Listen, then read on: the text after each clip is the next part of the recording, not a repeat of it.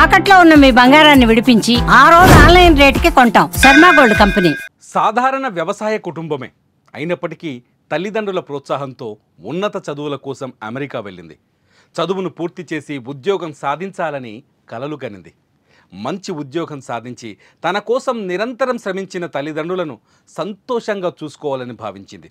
కానీ చివరకు కలల ఊహల్లోనే ఆ యువతి అనంత లోకాలకు చేరువైంది.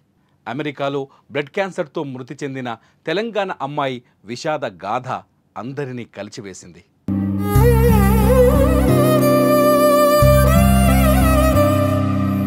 నల్గొండ జిల్లా కట్టంగూరు మండలం పందనపల్లికి చెందిన కొండి వెంకటరెడ్డి కూతురు కొండి ప్రియాంకారెడ్డి ఉన్నత చదువుల కోసం 2.5 సంవత్సరాల క్రితం అమెరికా వెళ్ళింది.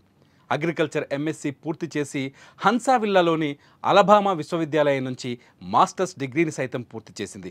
ప్రస్తుతం ఆప్షనల్ ప్రాక్టికల్ ట్రైనింగ్లో ఉంది. ఈ నెల 5వ తేదీన గొంతు నొప్పి వస్తుందని తన తండ్రికి ఫోన్ ద్వారా సమాచారం అందించింది. వెంటనే అతను వైద్య పరీక్షలు చేయించుకోవాలని సూచించారు. అక్కడ ఉన్నటువంటి ఓ ఆసుపత్రిలో ఇంజెక్షన్ వేసుకున్నట్లు తెలుస్తోంది. ఆ తర్వాత తనకు తగ్గకపోవడంతో పరీక్షలు చేయగా బ్లడ్ క్యాన్సర్ వచ్చిందని తెలిసింది. 7వ తేదీన ఆరోగ్య పరిస్థితి బాగా లేకపోవడంతో ఆసుపత్రిలో చేర్పించారు. చికిత్స చేస్తుండగా బ్రెయిన్ డెడ్ అయి 8వ తేదీన చనిపోయింది. ఈ విషాద ఘటన తెలియడంతో గ్రామంలో ఒక్కసారిగా విషాద ఛాయలు అలుముకున్నాయి. ఊరు కాని ఊరిలో, దేశం కాని దేశంలో తమ కూతురు మృతి చెందడంపై తల్లిదండ్రులు కన్నీరు మున్నీరుగా విలపించిన తీరు స్థానికులను సైతం కంటనీరు తెప్పిస్తోంది.